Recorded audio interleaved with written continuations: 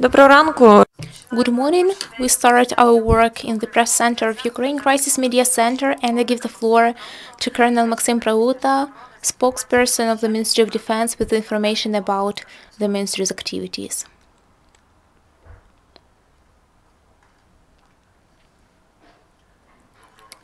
Good morning, dear guests.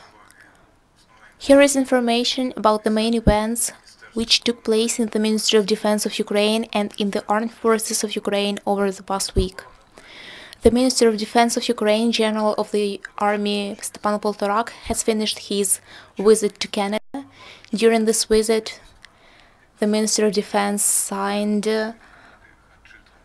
with the Canadian Minister of Defense, Harjit Sajjan, an agreement on defense cooperation between the Ministry of Defense of Ukraine and the Ministry of National Defense of Canada and with the Armed Forces of Canada.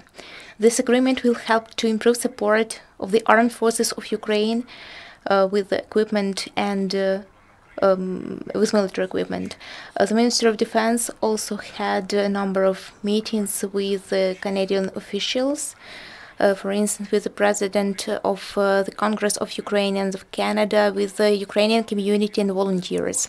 The Minister of Defense of Ukraine has also visited a military base of Canadian Armed Forces and awarded instructors who were training Ukrainian soldiers on the training field in Yavoriv within a unifier operation. A ship, Prauta of Ukrainian Navy, has finished training in a common training PASEX in the Black Sea, during which he had common maneuvers with the ships of Turkish Navy, frigate Gaziantep and corvette Heybeliada. The participants trained to act in a tactical multinational unit according to NATO standards. They had tactical maneuvers and training on communications. The strategic advisor at the Committee of Reforms at the Ministry of Defense of Ukraine, General of the Armed Forces of Great Britain, Nick Parker, has visited command of Ukrainian Navy in Odessa. He discussed with the Rear Admiral Andriy Tarasov, commander of Ukrainian Navy, issues of reform of Ukrainian Navy, in particular perspectives of transformation, the command system, development of combat capacities, and improving the system of training.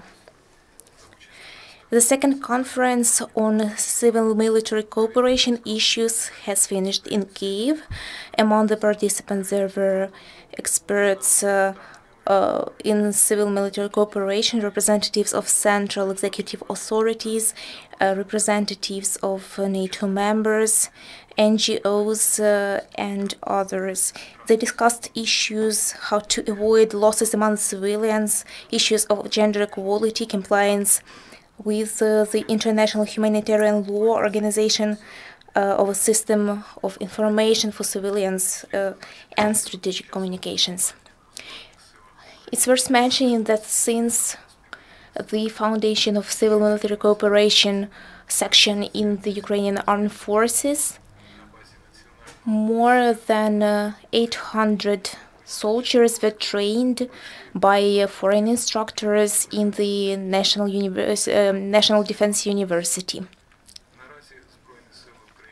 At present, the armed forces of Ukraine increase their potential with the help of partners from United Command of NATO Command Brunsum, from Estonia, Latvia, Lithuania, Italy, Netherlands, Germany, Poland, USA. A lot of these officers have experience which they obtained during operations in Iraq, former Yugoslavia, and Afghanistan. In Kyiv, there was a scientific practical conference on the use of special information systems in defense. The representatives of the Situational Center of the Council of National Defense of Ukraine, of the National Academy of Sciences of Ukraine, the Ministry of Defense, General Staff of the Armed Forces of Ukraine, the National Guard, State Border Guard, state special agencies, and several universities and scientific organizations of Ukraine, as well as foreign experts participated there. They analyzed the latest developments in space science and discussed tendencies, perspectives of using these systems and modern communication systems in defense during conducting of defense operations. They focused particular attention on training, on the issues of training specialists on the use of specialist systems, and issues how to improve reliability of data provided by the systems.